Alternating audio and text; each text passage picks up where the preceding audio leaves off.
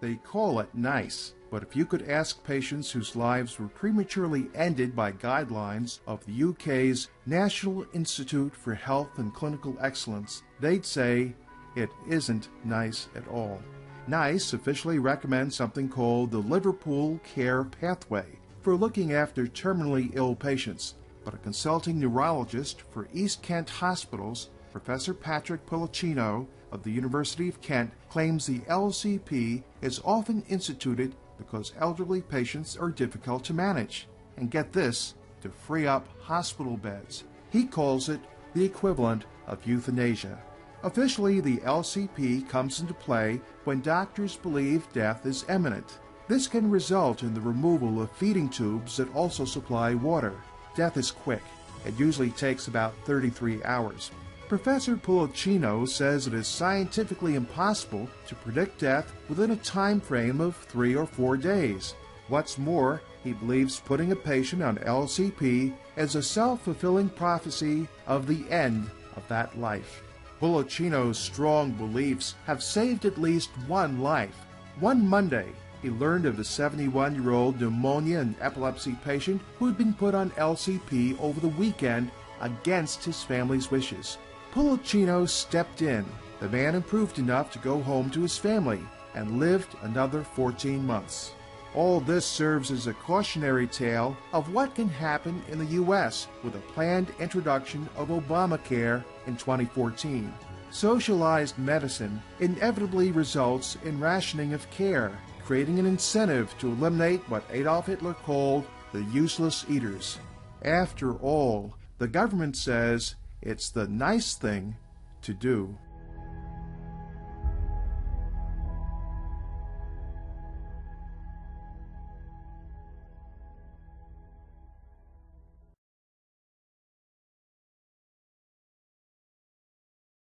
A statement blaming a law signed by President Bush. So what's really going on? With us now, Dr. Betsy McCoy, author of Obama Health Law, What It Says and How to Overturn It. And joining us from New Orleans, Dr. Caroline Heldman, professor of politics at Occidental College.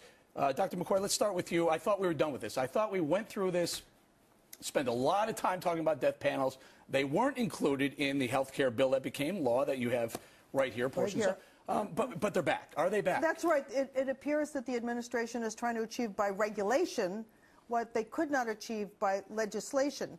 And of course, it's a good idea to pay doctors to spend time helping patients through the tough decisions, wrenching decisions they may face toward the end of their life. But government should not be scripting what doctors tell patients. Take our viewer through exactly what this regulation says. It allows or asks doctors, it incentivizes them to discuss end-of-life issues, right? A new benefit called the once yearly well visit with your doctor or nurse practitioner or physician's assistant, not necessarily a doctor. And among the things that will be included, assessment of your weight and body weight, your mental capacities, whether you're at risk of depression, et cetera, and advanced planning or end-of-life counseling. Professor Heldman, do we really need to incentivize doctors to ask grandma whether she wants to pull a plug year after year after year? Isn't once enough? Well, as you bring up, Eric, it's already part of the regulation that was passed during the Bush administration to do it when folks join Medicare. So this is simply offering it more consistently. And yes, I do think end-of-life counseling is incredibly important. Professor, why do we need to offer it more consistently? Don't you make a decision whether you're on life support, whether you want the doctor to pull a plug once or what's really troubling is that they're going to incentivize doctors, pay doctors to do this counseling. Right, to do the counseling, not the outcome, and it's voluntary on the part of the patient. It's something that benefits families, it benefits individuals. You get to choose how you want to die. It's a wonderful benefit, and I don't know how it's possible that we're having a debate about this. The reason we're having a debate about it is that it's not simply being offered. First of all, it's being scripted. If you look in the Obama Health Law, Section 936, the government is actually going to be creating brochures and videos. Education? They're going to be educating individuals about options? The government shouldn't be making brochures and videos about these decisions. They shouldn't offer education? To others. And voluntary, it's only voluntary if your doctor is not going to be paid less or penalized in some way if you choose not to go through that counseling or choose not to engage in advanced planning. And the fact is that Medicare has protocols, and it grades doctors and pays them based on compliance with those protocols. So what we need to know right now is the Obama administration going to pay doctors less if they don't offer this counseling and if they don't get their patients to do this? At some point, if you keep asking a patient, are you sure you don't want to pull a plug? Are you sure you don't want to pull a plug? Eventually you're going to say, all right, already enough, pull the darn plug. That's not what this is. That's not what this is. It's simply offering it more often so that if people change their mind and want to plan for their end of life, they have that option. It's giving It's going to be a drumbeat of spend less on your care, let's let you die sooner. No, it's death with dignity. It's allowing consumers That's choice. your opinion, but not everybody who's enrolled in Medicare should have to go through hearing about that every year. They don't have to go through it. They don't have to. It's voluntary. That's what voluntary means. I want to know whether doctors will have to comply with this protocol in order to receive full Medicare payment, first of all. And secondly, why is the government making these videos and brochures? This should be done by churches and private groups and not the government. The government is not the expert on when or how we die. Professor, no, doctors are. Go ahead, Professor. But listen, I want to turn the subject a little bit, just a touch here. Representative Blumenauer from Oregon, Democrat, also, he put an email out. And this is very, very troubling. I want you to weigh in on this. The email says, and he wrote this to constituents and to friends, we would ask that you not broadcast this accomplishment, meaning that this became a regulation.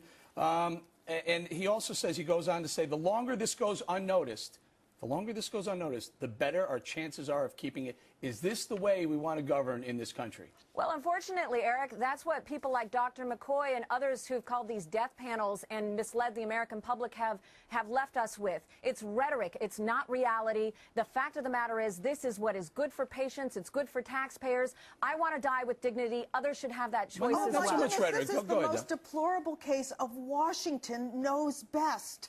This isn't supposed to be the job of our federal government to dictate what decisions we make toward the end of our life. They're not dictating anything. Yes, they're allowing they are making options to speak about it with your doctor. Right here in the law. Oh, but then leave it to the doctor and patient to decide what's discussed. Don't provide federally sponsored brochures and videos. Professor, whether or not educational materials. Professor, whether or not this was originally brought up during the Bush administration, who cares? We spent a lot of time, a lot of effort discussing the health care law.